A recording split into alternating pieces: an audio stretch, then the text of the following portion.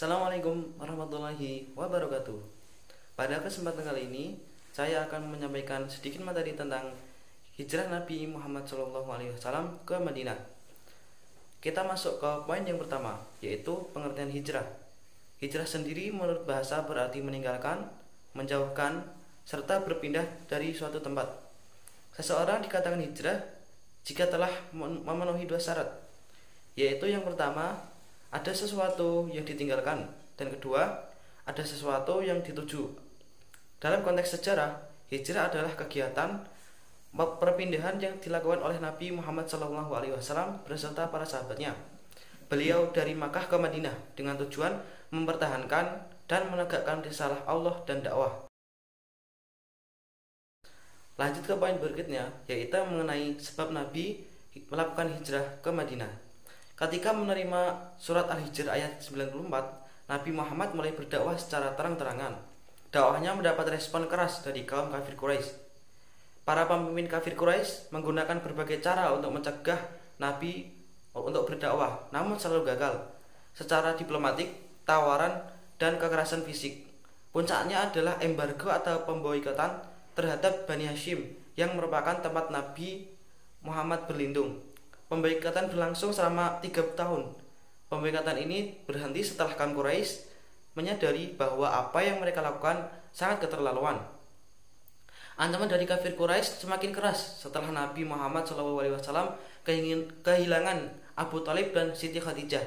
Pemimpin Quraisy secara terang-terangan menentang Nabi Muhammad karena menganggap kebangkitan Islam identik dengan kehancuran posisi sosial mereka. Kebangsawanan mereka akan hilang dan hancur karena Islam mengajarkan persamaan derajat manusia. Sistem kepemimpinan bangsawan tidak ada di Yathrib atau Madinah. Hal ini juga menyebabkan Nabi Muhammad melakukan hijrah ke Madinah. Hijrah dianggap sebagai alternatif perjuangan untuk menegakkan agama Islam. Selain itu, ada beberapa faktor yang mendorong Nabi SAW memilih Yathrib sebagai tempat hijrah umat Islam.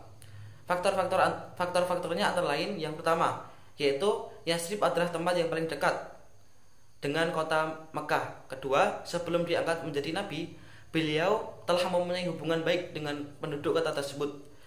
Hubungan itu berupa ikatan persaudaraan karena kakek Nabi Abdul Muthalib beristrikan orang Yathrib.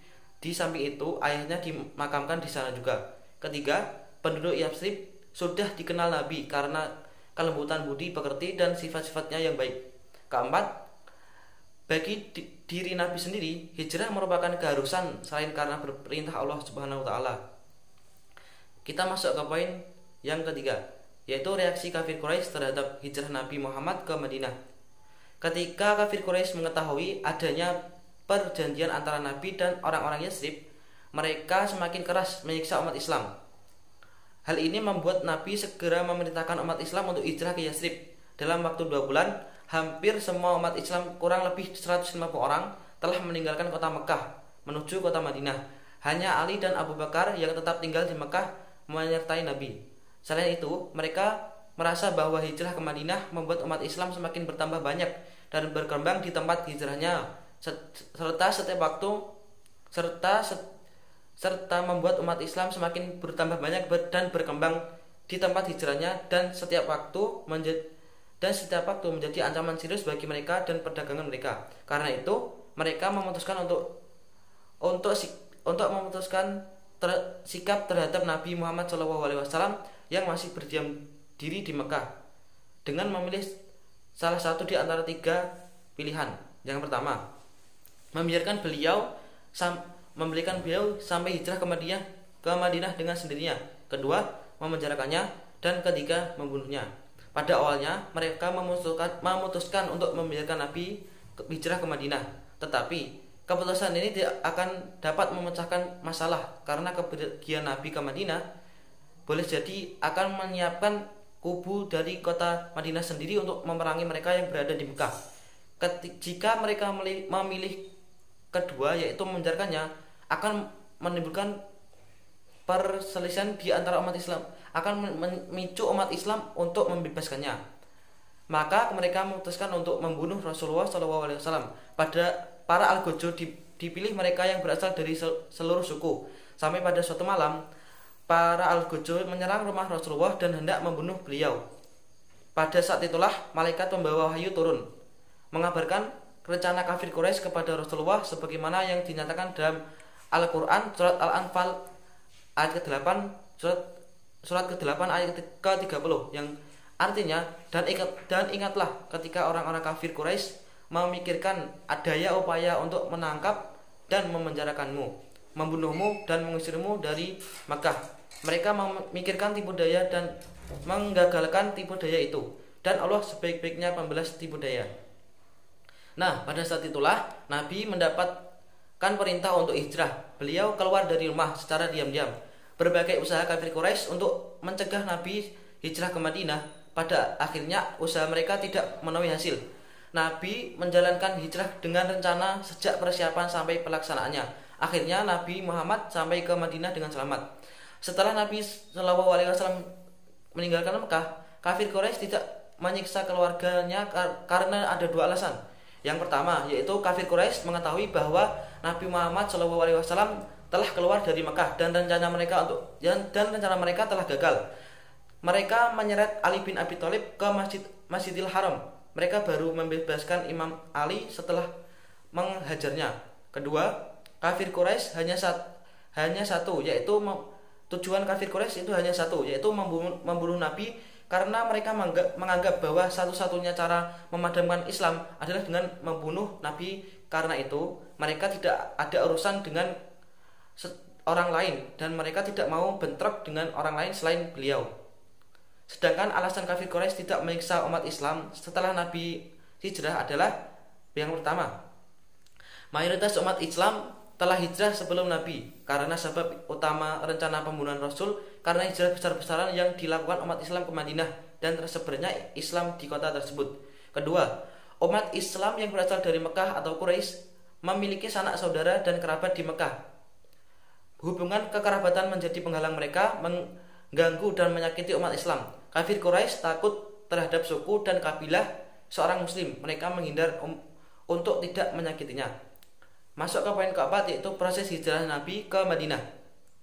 Nah, umat Islam di Mekah mayoritas telah hijrah ke Madinah, kecuali Abu Bakar serta Ali bin Abi Thalib. Keduanya menemani Nabi sampai mendapatkan perintah dari Allah Subhanahu wa taala untuk berhijrah ke Madinah.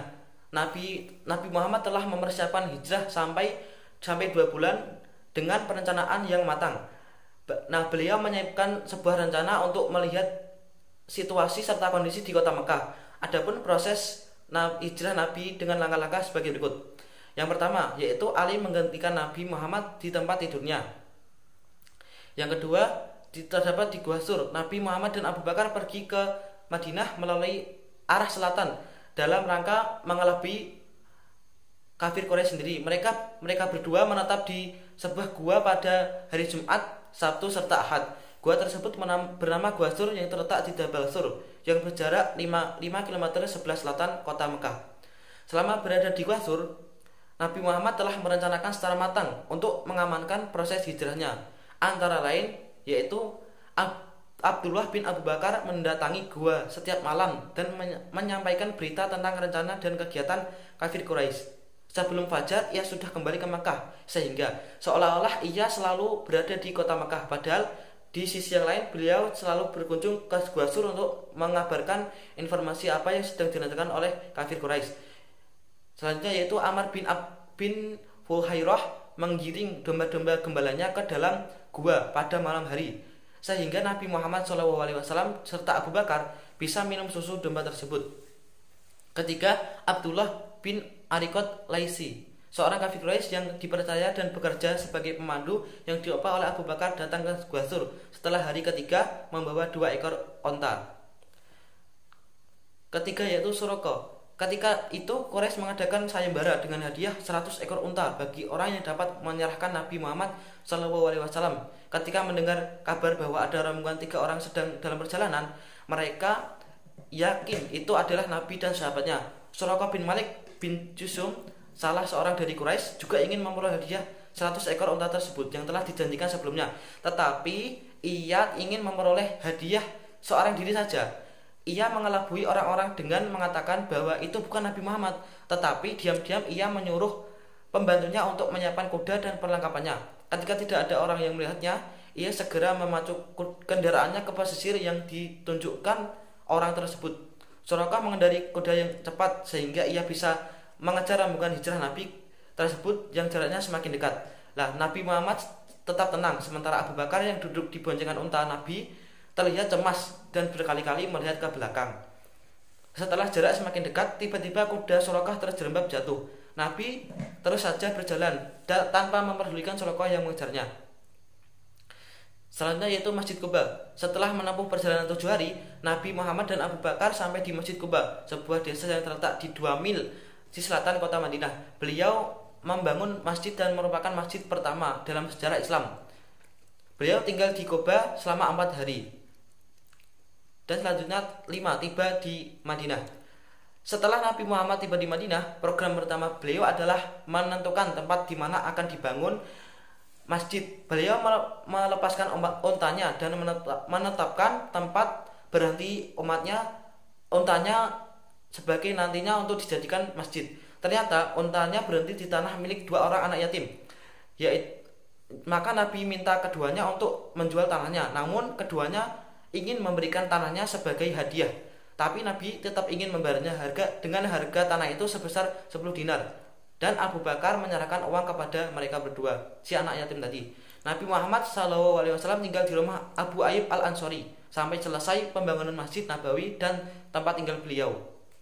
Nah, setelah sahabat bersama Nabi ikut membangun Masjid Nabawi, beliau seluruh sahabat serta bersama Nabi ikut membangun Masjid Nabawi, sebagaimana mereka melakukan bersama-sama dalam pembangunan Masjid Quba.